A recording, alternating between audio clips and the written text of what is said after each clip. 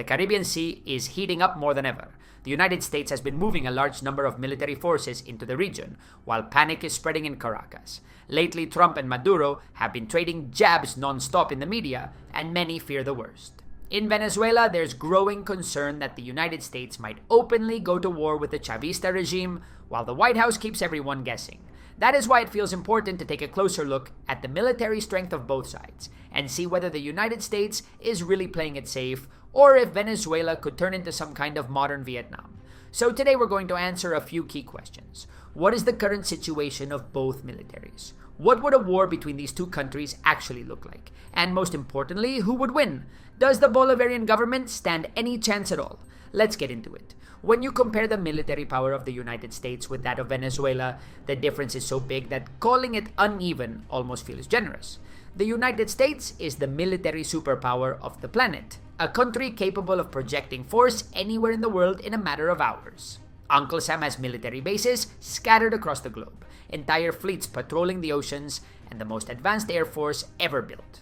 Venezuela, on the other hand, has an army designed to defend its own territory, with limited resources and technology that in many cases has grown outdated after years of crisis and sanctions.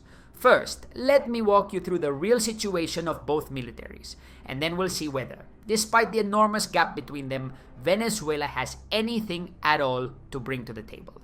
To give you an idea, the United States could launch an air attack and wipe out Venezuela's air defenses before those defenses even realized they were under attack.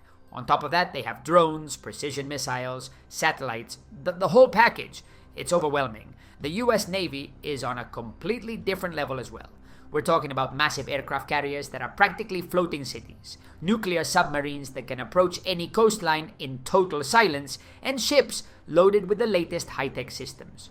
On land, it's a similar story. The United States has a highly trained army with plenty of experience in international operations, while Venezuela has never been involved in a serious military conflict. But Venezuela's lack of combat experience might actually be the least of its problems.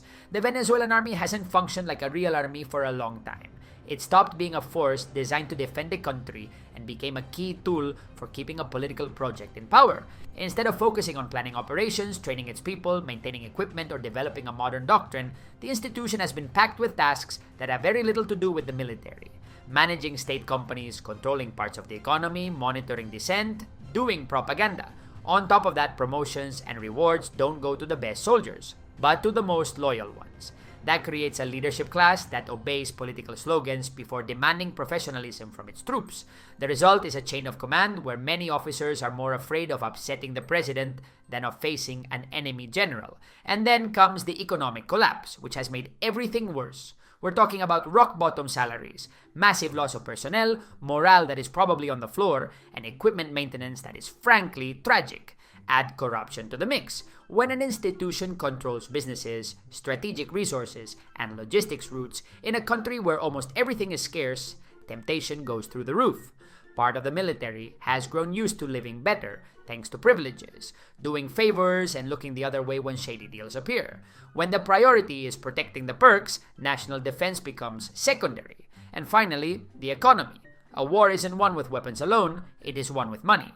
Venezuela, trapped in years of crisis, hyperinflation, and collapsing oil production, simply cannot sustain a long conflict. The United States, on the other hand, is the world's largest economic power. However, even if the United States were to go to war with Venezuela, the resources Washington would be willing to commit would be limited.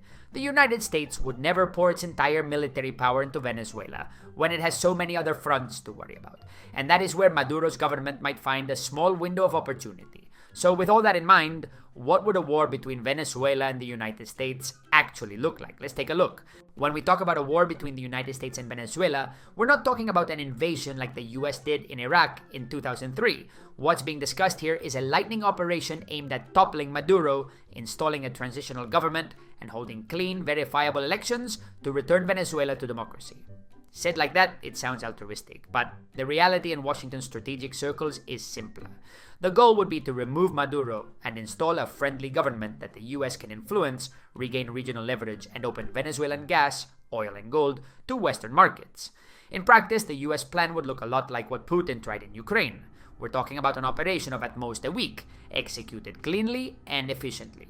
But just like happened to Russia, that operation can go wrong in many different ways. So how would this potential war actually play out?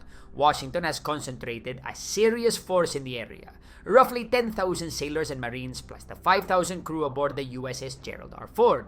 Alongside that floating giant operates an amphibious expeditionary group centered on the assault ship USS Iwo Jima, carrying more than 4,500 marines and escorted by destroyers armed with guided missiles and even a nuclear attack submarine. The United States has also staged F-35 stealth fighters and MQ-9 Reaper drones in Puerto Rico, ready to act. There is an advanced special operations naval base in the area too, the MV Ocean Trader, positioned close to the coast as a staging point for commandos and helicopters from the 161st Special Operations Aviation Regiment, the Night Stalkers. On top of all that, the US can deploy strategic bombers, including B-2 stealth bombers and B-52s that can take off from US soil, deliver their payloads over Venezuela, and return home in the same mission. Finally, the United States would also count on a fifth column, covert CIA support authorized by the White House to carry out missions inside Venezuela in coordination with local opposition militias that may have been preparing for months. The war would begin with an initial air campaign. Think overwhelming precision bombing of Venezuela's defenses. In the first hours, US destroyers and submarines would launch Tomahawk cruise missiles from positions north of Puerto Rico's, knocking out radars and key air defense batteries. At the same time, F-35 stealth jets would take off from bases in Puerto Rico and from the Gerald Ford to penetrate Venezuelan airspace. B-52 strategic bombers would join the first wave with deterrent strikes against isolated targets. The Venezuelan Air Force, which operates Russian Su-30 Mk2s and a few US-made F-16S, might never get off the ground and could be destroyed on the tarmac. Any attempt to confront the F-35s would likely be futile. By the second day, the United States would establish air supremacy.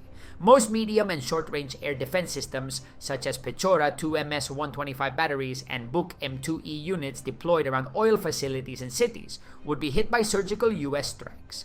With air defenses neutralized and the skies dominated, the invasion would move into its decisive phase. Before dawn on the third day, the joint air and amphibious assault on the Venezuelan capital would begin. From the Caribbean, close to the central coast, MV-22 Osprey and CH-53 helicopters lift off carrying Marine Corps elite units for a surprise landing north of Caracas. At the same time, landing craft from the Iwo Jima and its assault ships go ashore at the port of La Guaira, supported by naval gunfire from nearby destroyers. Almost simultaneously, hundreds of paratroopers from the 82nd Airborne Division drop onto the two main air facilities serving the capital, Maiquetía Simón Bolívar International Airport and the Generalissimo Francisco de Miranda Air Base east of Caracas. These airborne forces quickly secure the runways despite some firefights with Venezuelan soldiers caught on duty. Immediately after that, Army Ranger teams and Navy SEALs, backed by Night Stalkers flying MH-6 Little Bird helicopters, infiltrate the city and launch lightning strikes against key targets, including Miraflores Palace, the command bunker at Fort Tiuna, and the national communications hubs. Within hours, the Americans would capture or neutralize these targets, leaving Nicolás Maduro's government practically decapitated and unable to coordinate any coherent response. Venezuelan army units stationed in the central region try to react, but the initial blow has been devastating. The 42nd Parachute Infantry Brigade, based in Maracay, about 100 kilometers from Caracas, manages to mobilize part of its forces toward the capital. However, on the highway to Caracas, their convoys come under constant attack from armed drones and US aircraft. Several Russian-made T-72 tanks are destroyed from the air as soon as they leave their barracks. The same thing happens to the 41st Armored Brigade in Valencia, which ends up completely paralyzed. Its armored columns, as soon as they attempt to advance, are detected by satellites and reconnaissance aircraft, and soon after suffer precision strikes that scatter them.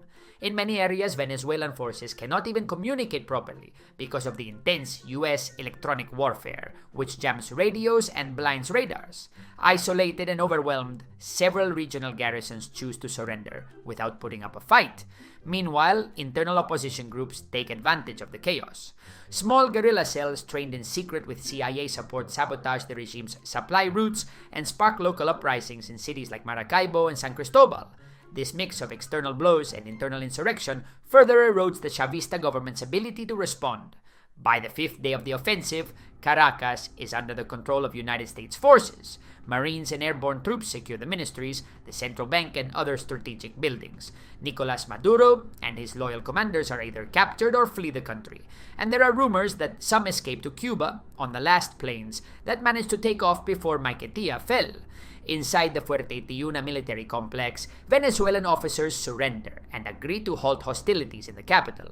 The tricolor flag is raised again over Miraflores Palace, this time by dissident Venezuelan soldiers aligned with the opposition. The lightning operation would achieve its objectives in about a week with a moderate cost for the invading side. U.S. casualties would be relatively low, estimated in the dozens, thanks to the element of surprise and overwhelming air support. On the Venezuelan side, the fighting would leave hundreds of soldiers dead or wounded, especially during the initial bombings and the clashes in Caracas. As you can see, it looks like a flawless plan. But what if it goes wrong? For Venezuela to repel the invasion, several things would have to happen at once. First, the Venezuelan forces would need a far more effective military response, an unexpected surge in capability that no one is betting on right now. Second, parts of the U.S. plan could go badly wrong. U.S. Special Forces helicopters could be ambushed by large numbers of Igles man-portable missiles. The same could happen if a U.S. transport plane carrying paratroopers were shot down by Chavista air defenses. However, just like in Ukraine, the key to the success of a U.S. attack would be the morale, discipline, and strategy of the Venezuelan army itself. A scenario of total victory implies mass surrenders and large-scale desertions at the front. But what if the Bolivarian armed forces remained cohesive and fought on? For a Chavista victory, Venezuelan commanders would have to absorb the initial shock and fall back in an orderly way, avoiding being annihilated in the open. To pull that off, the government would need to articulate a strong anti-imperialist and resistance narrative. A U.S. bombing that, by mistake, killed a significant number of civilians could become the perfect excuse to unite the Venezuelan population against the invader. In this unlikely scenario where the Venezuelan people offered a broad unified resistance, the armored brigades could withdraw into the cities. Caracas could turn into a deadly maze for the invaders. Small Venezuelan detachments, experts in local terrain, dug into the popular neighborhoods, and armed with anti-tank missiles and snipers, could ambush U.S. patrols constantly. This is where the Bolivarian militia and irregular pro-Chavismo forces would come into play. The government claimed to have between 4.5 and 8 million volunteer militiamen nationwide, a number it will not be able to mobilize. Still, the regime could muster tens of thousands of irregular fighters, scattered through every town and city. These fighters, fighting street by street, would make occupation costly and slow, turning the conflict into a brutal, grinding urban war. If that paramilitary force managed to mount a well-organized guerrilla campaign, like some insurgent groups did in Iraq, U.S. forces could face roadblocks, sabotage, and constant attacks on their supply lines. In that case, Venezuela's aim would not be to win a conventional war, but to drag the situation into a military stalemate that forces the White House to choose between withdrawing and declaring the mission over on the grounds that they were only targeting drug trafficking, or doubling down and launching a long, much larger invasion, something the Trump administration is unlikely to do. Sustaining a counterinsurgency war in Venezuela would be a real test for U.S. forces. Venezuela's terrain, with jungles in the south and vast mountains and plains, would provide natural sanctuaries for Chavista guerrillas able to prolong the conflict outside the cities.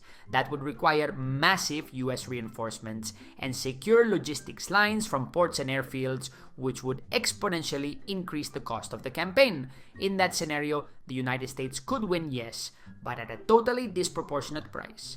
And now it's your turn. What do you think the outcome of a conflict like this would be? I'll see you in the comments. That's all for today's video. You know the drill. If you enjoyed the story, give it a like, hit subscribe, and dive in for the next one.